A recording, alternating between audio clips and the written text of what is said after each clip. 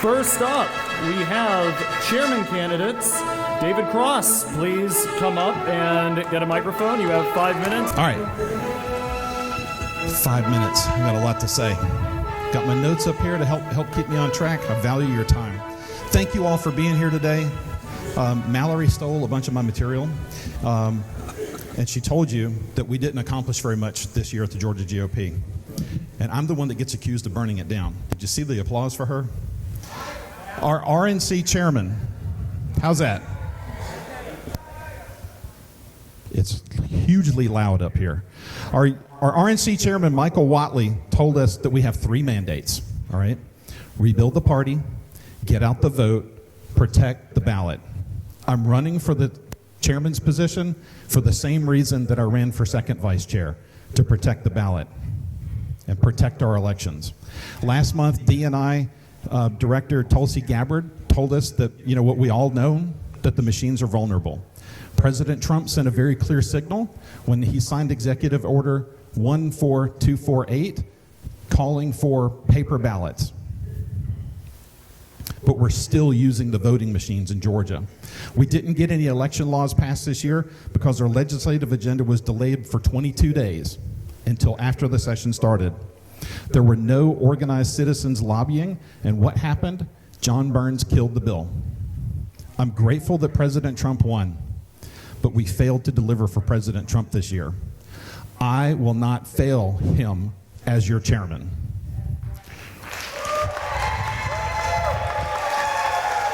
All right, let's talk about getting out the vote. We stand at a pivotal moment right now in the future of the Republican Party. We need to have a clone of Trump Force 47 on the ground. We're going to call it Georgia Force 26. It's going to take a lot of people to get the job done. Recruiting them is going to take a strong leader who has grassroots connections. It's going to take a lot of money, too. It's going to take way more than $3 million. To get the money, we need trust and transparency. My business oversees $100 million of clients' money. I'm not asking people to give tiny amounts of money for politics. I'm asking them to give me their life savings, and a lot of people trust me with it. I work in a very competitive industry. Raise your hand if you know somebody who's a financial advisor, all right? It's very competitive. There are virtually unlimited choices for you. But if you want to support the Georgia Republican Party, it's a monopoly. It is just the Georgia Republican Party. The question is not, will I use the Georgia Republican or some other competing entity? The question is, will I give or will I not give? Right now, there are several state committee members and district chairs that don't give money to the Georgia GOP because they don't trust where it's going to. Transparency is the engine that drives donations. I will restore truth, trust, and transparency to the Georgia GOP. And when elected, we will doge the Georgia GOP.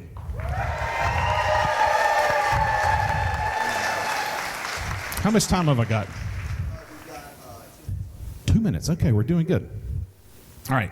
Donald Trump ran to become president because he saw the country being mismanaged. All right?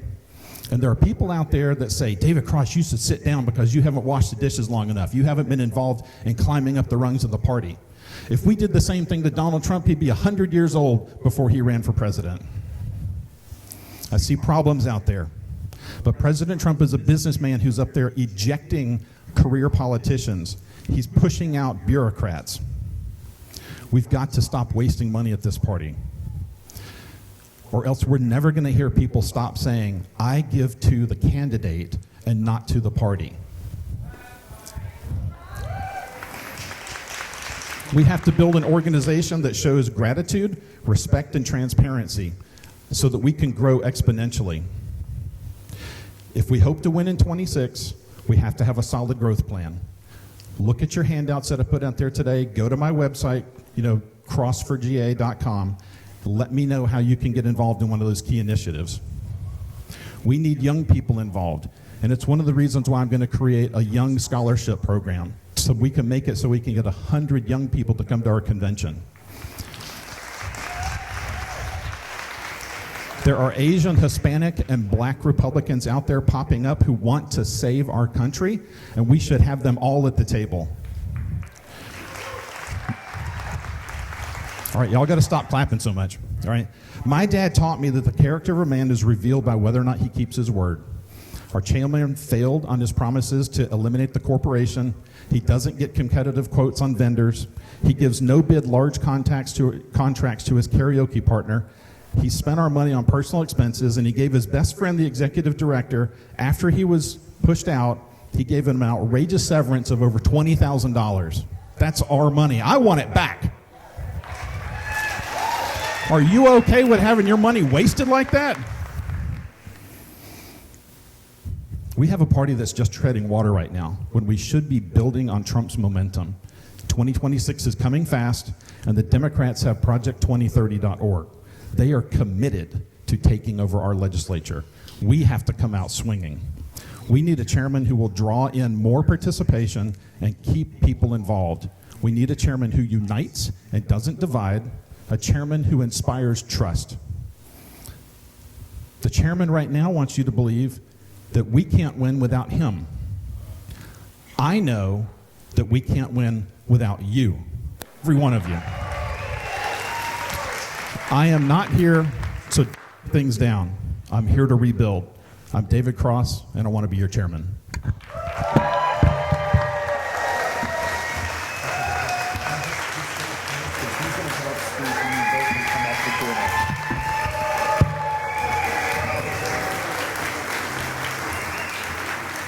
All right, next, GOP Chairman Josh McKoon.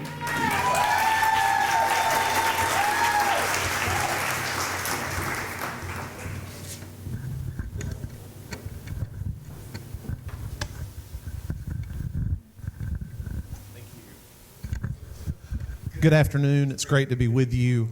I would just like to start off my remarks by wishing all the mothers a happy Mother's Day. I think that is the toughest job in the world.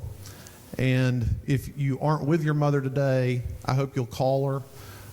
The last Mother's Day I celebrated with my mom, we didn't know she had developed pancreatic cancer, and she was gone before the year was out. So I never miss an opportunity to tell people, call your mom. So my name is Josh McKoon. I'm running for chairman of the Georgia Republican Party.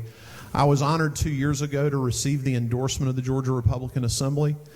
And we really faced a lot of challenges, but we met them together. One of the things that I did is I appointed more Georgia Republican Assembly members to leadership positions within the Georgia Republican Party than has ever happened before. You'll see GRA members very well represented in convention committees this year, and we want to continue that happening because we have a shared mission of pushing principles forward.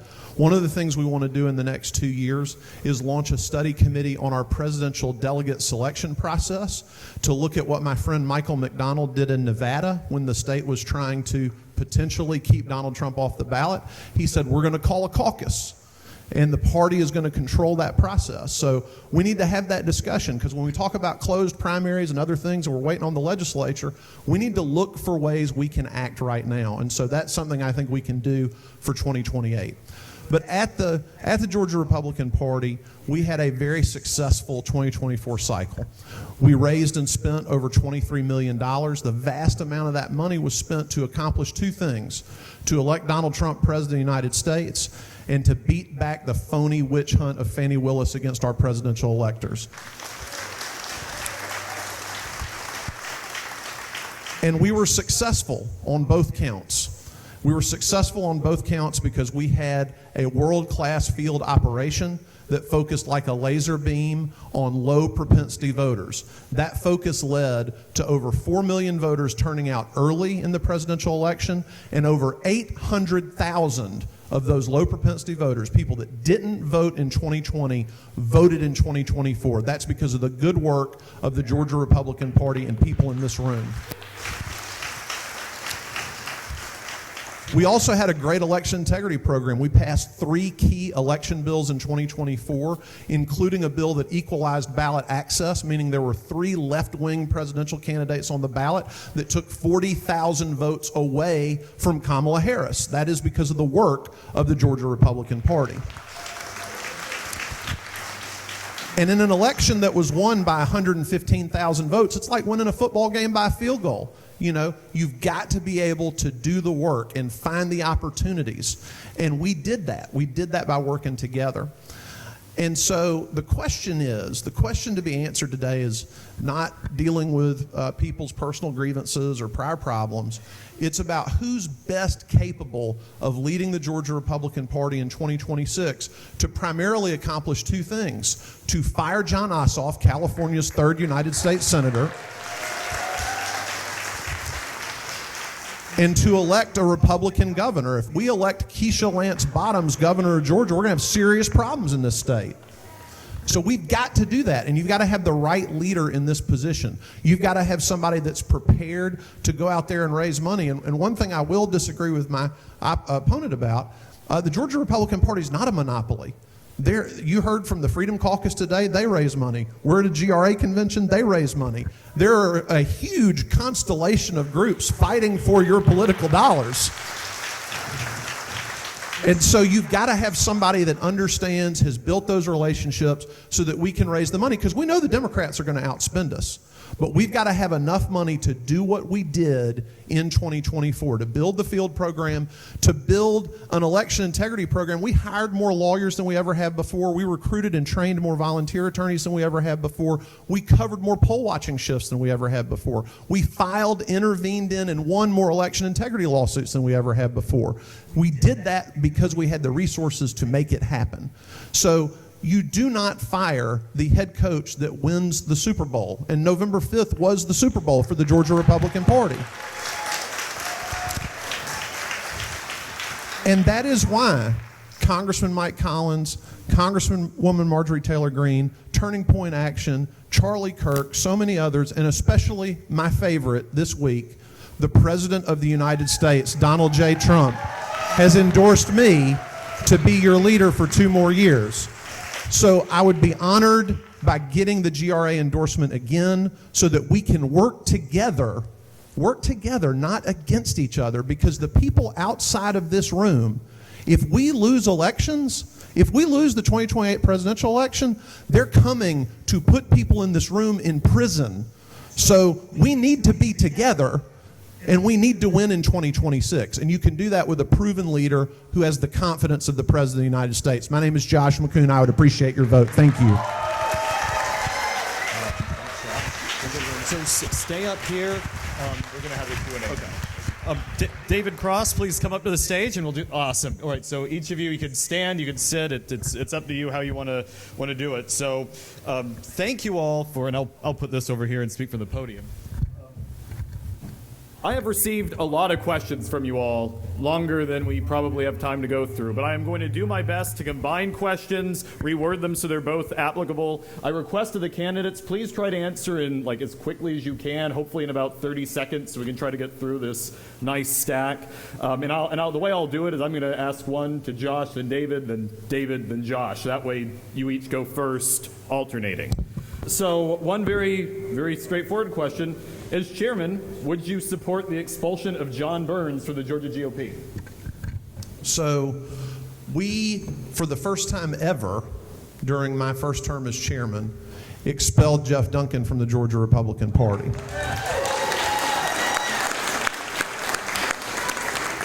And we did that because there was a clear, unimpeachable record with Jeff Duncan of campaigning against Republicans. He refused to vote for Herschel Walker in 2022 and went on international television to brag about it. He endorsed Joe Biden in 2024. Then he endorsed Kamala Harris in 2024. Then he went on a stage with Kamala Harris in 2024 to campaign for her in Atlanta, Georgia. So if he was to ever show up again, we would say, you're not a Republican. In fact, we've even got the Atlanta Journal-Constitution that kept referring to him as a Republican. We instructed them to stop calling him a Republican, and they've stopped doing it. When it comes to current office holders, including Speaker Burns, we will have a convention in about a month. There will be an opportunity for the convention to weigh in, whether it's John Burns, whether it's Brad Raffensperger. But I want to give a very specific answer to what I think maybe that question is referring to, because I don't want anybody leaving here saying, well, I didn't get a straight answer on this.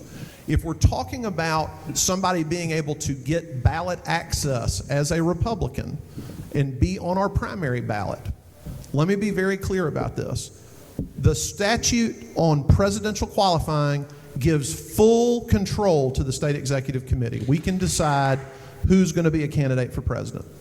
For every other candidate, Georgia law says if they present their paperwork, they pay their qualifying fee, and they sign the loyalty oath, then you have to qualify them.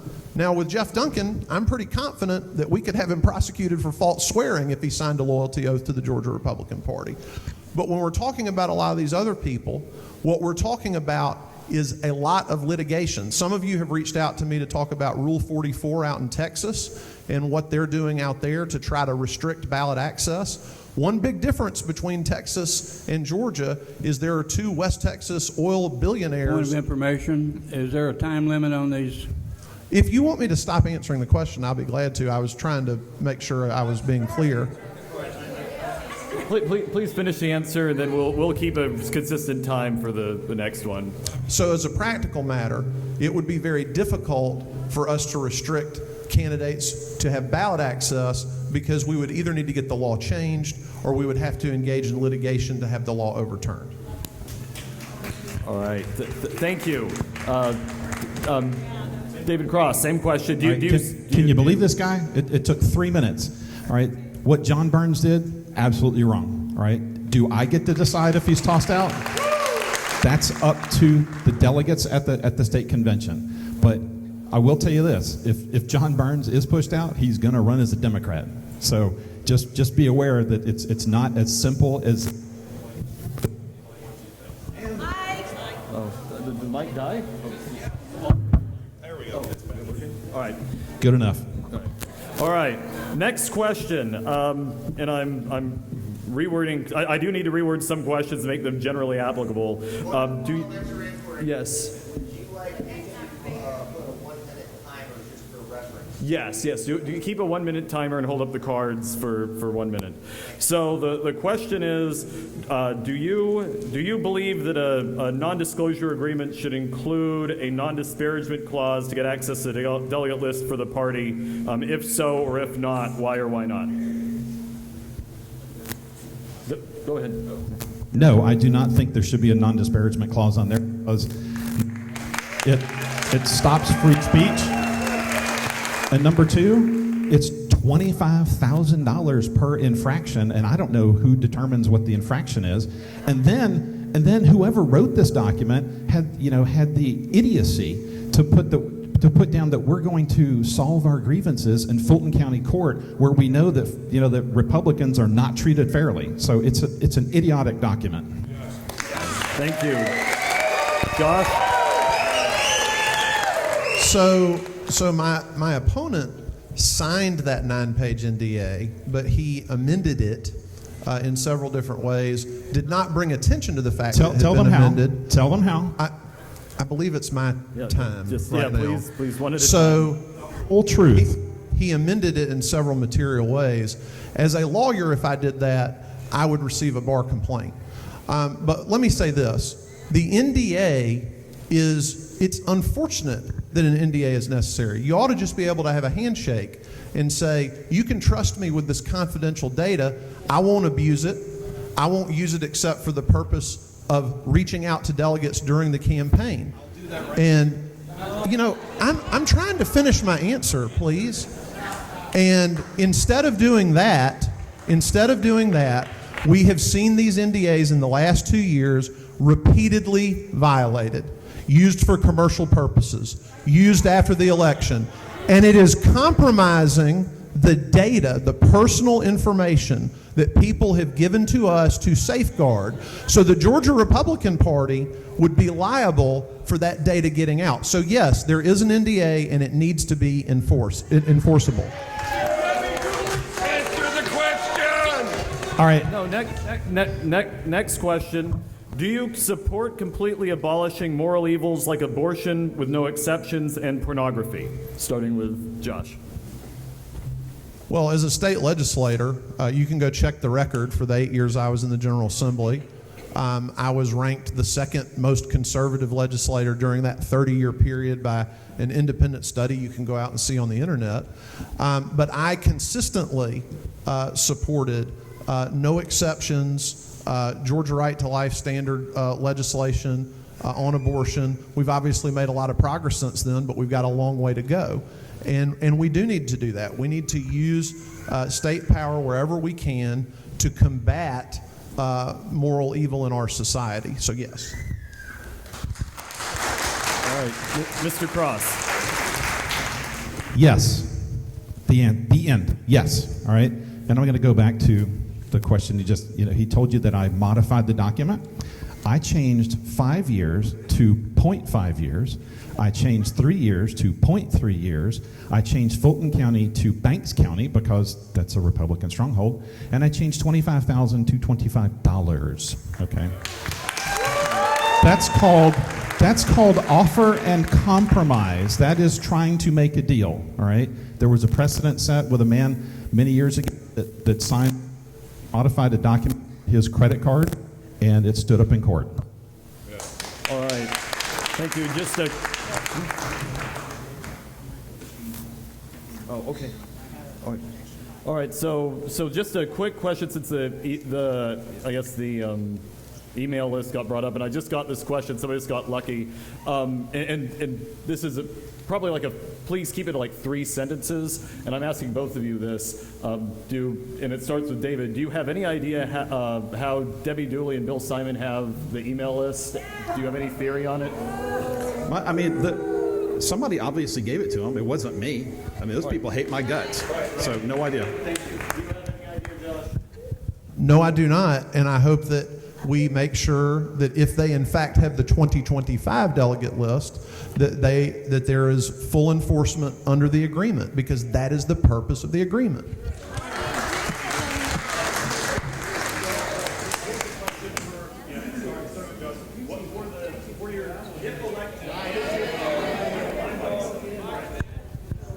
Thank you. If elected, what is your plan for the number of state committee and executive committee meetings for the next 2 years? My plan for the balance of 2025 would be following the state committee meeting that is scheduled for June the 5th. We would have 3 additional state committee meetings between June and December. And then we would have 4 state committee meetings in 2026. And was that the whole question? Just state committee? Just state and executive committee.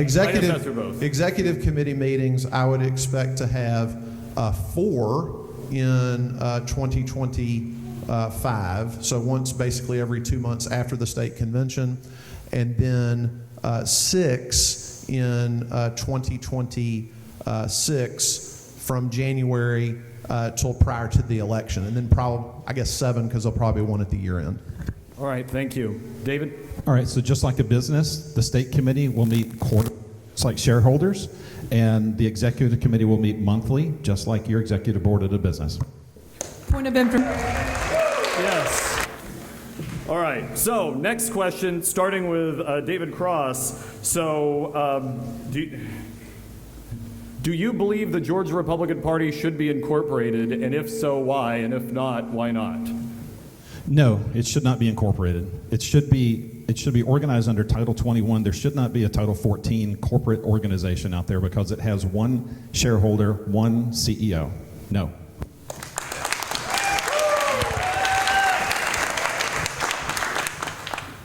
In 2023, prior to the state convention, the state committee voted that whoever got elected chairman should appoint a corporate structure committee, and we did that.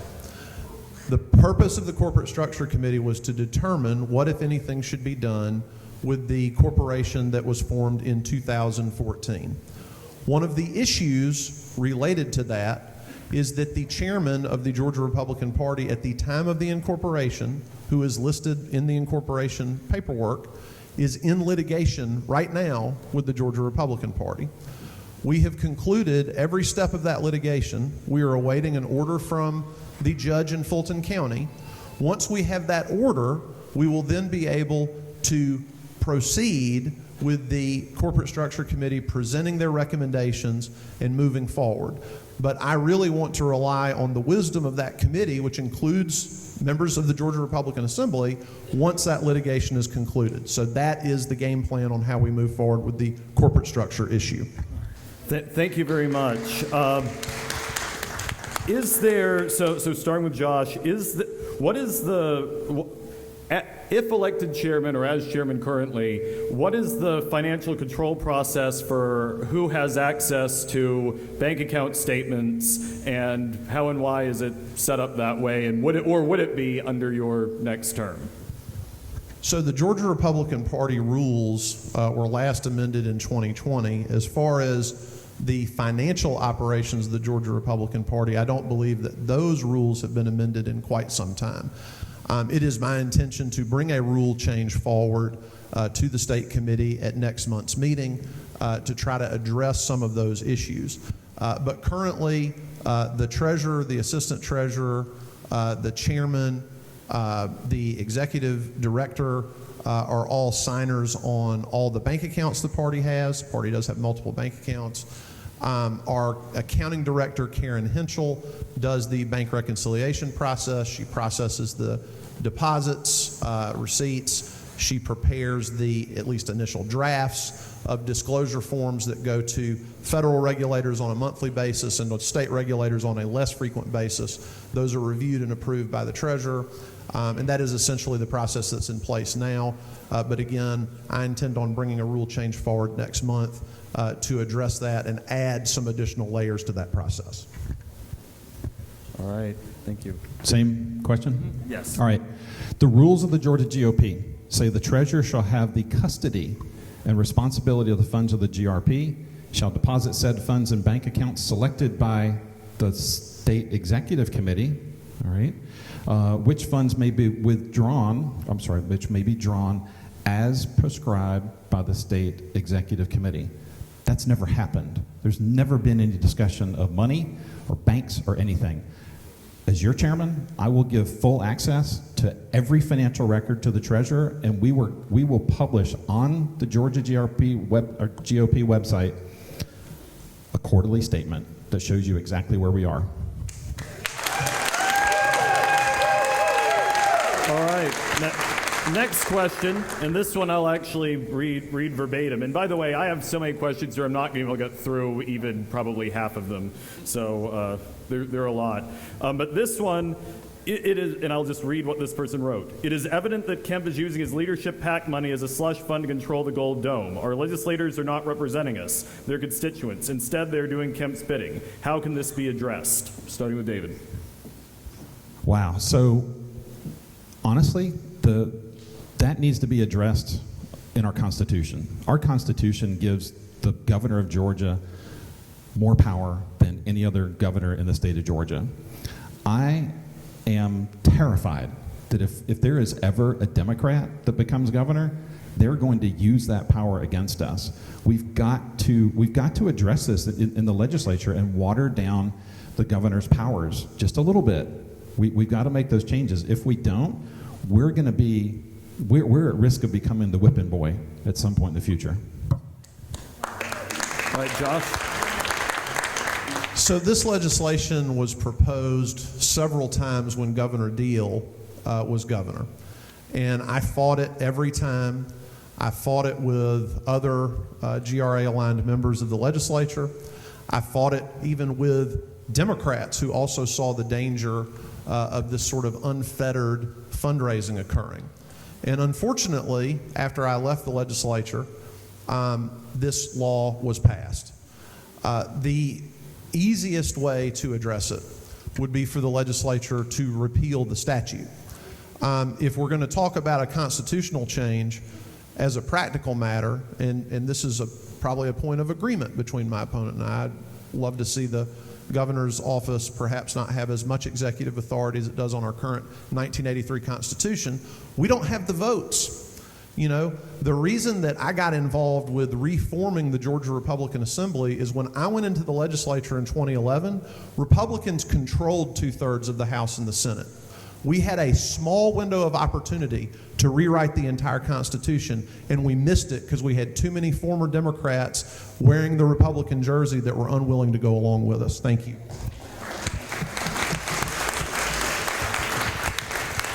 All right, question, starting with Josh. And so have you ever criticized or attacked the GRA to a group of people within the Georgia GOP, and what would you like to say or explain about that? Starting with Josh and then going to David. I'm a lifetime member of the Georgia Republican Assembly. With a handful of other elected officials and activists, I helped restart the GRA over a decade ago. We're obviously, you know, in America, we got two big political parties. So there's going to be some rambunctiousness. There's going to be some disagreement. But I'm not here to criticize the GRA. I can't recall any time that I've done that. I think we've got to spend less time shooting at each other and more time listening to each other. Okay, I think that question was really more aimed at me. All right, so when I was at the nominating committee meeting last year, I said something disparaging, and I said that the GRA was a cancer on the Georgia Republican Party, but I misspoke, and I should have given a clear statement and said that the Frost family is a cancer on the Georgia Republican Party. All right. Next, what are your approval processes going to be for expenses if you're elected chairman? Starting with David. Okay, so I'm not going to carry a company credit card. I'm going to put everything on my personal account, and I will turn in expenses and have them approved by the treasurer or by the executive committee. If there's anything that's over like $300 or something like that, pick some kind of nominal amount. It's going to have to be approved by the executive committee. I can wait to get my money until the following month or 2 months later. It doesn't matter to me. But there needs to be a process in place in order to safeguard our money.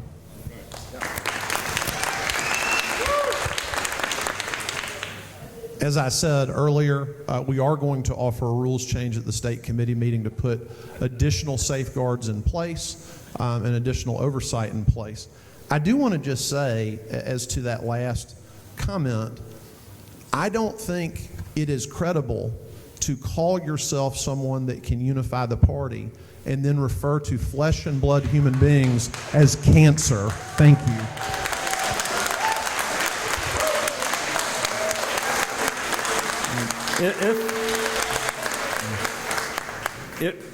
If elected chairman, will the Georgia GOP website display the information for who is on boards and committees of the state GOP? You can go first, yeah. Excuse me, hold on. Can I do a point of order? And I'm sorry to interrupt, Josh. Has a rules change been submitted already? Because aren't we already past the deadline to submit a rules change? Not to the state committee. A rules change to the state committee has to be submitted more than 12 days in advance. Thank you for that clarification. You're welcome. The question was about committees. Yeah, whether or not you'll display the information to contact like state committee members or other subcommittees on the Georgia GOP website, so people know who's representing we will take that matter to the state committee as we did in this last cycle. The state committee information used to be published on the website. There was an individual that was scammed as a result of their information being publicly available on the website, and they wound up losing a lot of money as a result. State committee members are also afraid, frankly, of bad guys out there, not people in this room, but bad guys out there finding their contact information and perhaps doing something to them. And so when we asked state committee members a year and a half ago, if they were willing to allow us to publish that information, the answer we received was no. Now, we could talk about a rules change that would require some information to be made available publicly, but we are balancing their need for privacy and their concerns about their data being published with, obviously, the desire for people to be able to reach out and talk to their members of the state committee. So we're going to bring that back to them again this year. Thank you. Okay, so this is really simple. I have asked for my information to be listed on the Georgia GOP website, and it's still not on there. I would go to each one of the committee members and ask them to just simply give us an email address that we can make it so that people can communicate with them. When people go to the website and they see that there's no way to, to communicate with leadership, they feel shut out, and we don't need to have that. We need to have truth, trust, and transparency, and that's one way to do it with open communication.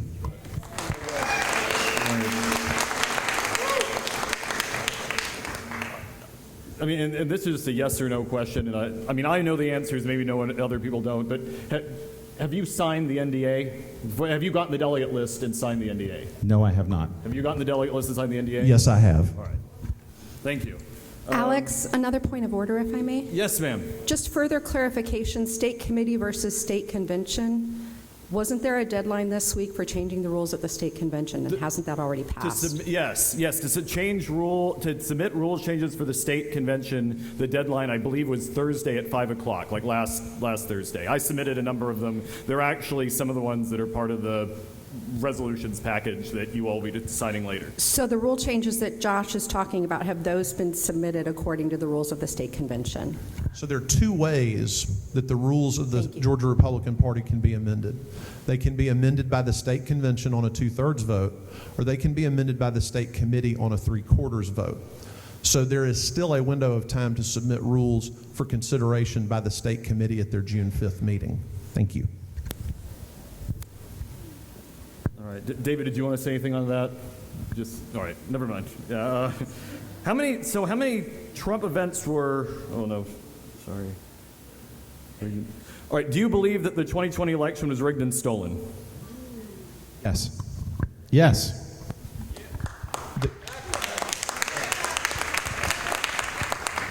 There is no question in my mind that fraudulent activities by the Democrats changed the outcome of the 2020 election. There's no question. I mean, you look at them loading voting equipment in vans and driving around, finding people to vote. The absentee ballot issue alone, we got the law change that you have to put a wet signature on a piece of paper to request an absentee ballot now. 374,000 people that allegedly voted absentee in 2020 disappeared from the 2024 election. So, of course, they cheated. Thank you. All right, and I'll start with Josh. Have you ever received any complaints against you in your professional capacity that may reflect on your ability to do the job as chairman? And do you have any explanation on those? No, sir. David, same question. I have 5 disclosures on my record over 34 years in the business, all right? 3 were totally thrown out. 1, I paid somebody $15,000 because they weren't satisfied, or $16,000 because they weren't satisfied with what we did for them. And yes, I was fired from Merrill Lynch. I was top of the heap at that company, and I was fired because I wanted to give my client the information that she wanted, and Merrill Lynch stopped me from sending her accurate information. So I sent it on my own, and I got fired for that. And when I was fired, I was taken into a room, and the senior guy there said, "How did this document get in the mail?" And I said, "I guess my new admin, Andrea, dropped it in here." And he said, "Let her in here with her about it." And I said, "She's a single black 50-year-old female with an 8-year-old son at home. She doesn't need any grief from Merrill Lynch." And I said, "Besides, the buck stops with me. I told her to put that piece of correspondence in the mail." And he said, "That's your story?" And I said, "That's my story because it's the truth." And I started laughing. And he asked me, "Why are you laughing?" And I said, "Because 2 weeks ago, I was cutting my grass, and as a lawnmower, I looked up into the clear blue sky, and said, Father, my only regret in life is that I've never started my own company. Help me find a way. And he was listening that day.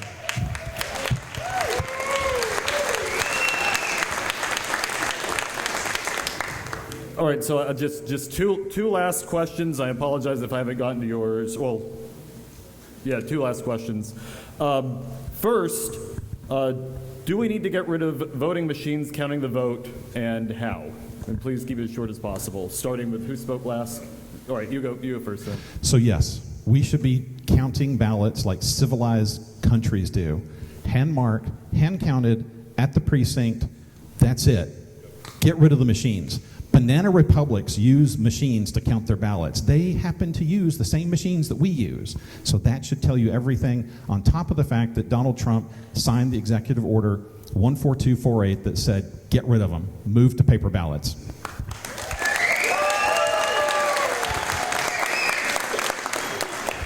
So yes, I'm for getting rid of the machines. It's one of the reasons I ran for Secretary of State in 2018.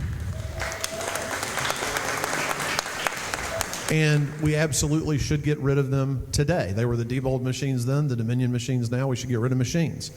What I want to be clear about, and I don't want you to leave here thinking, Josh said he can wave a magic wand and make this happen, because the election of the Georgia Republican Party chairman is not going to determine whether these machines go away or not.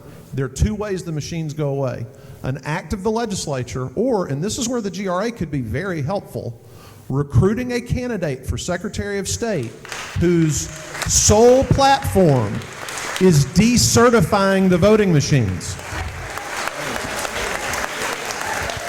Mr. Chair. Thank you, Josh. A question given the how does someone find out who is on the state committee? That was like the exact question, and I don't know the answer to it. So you guys.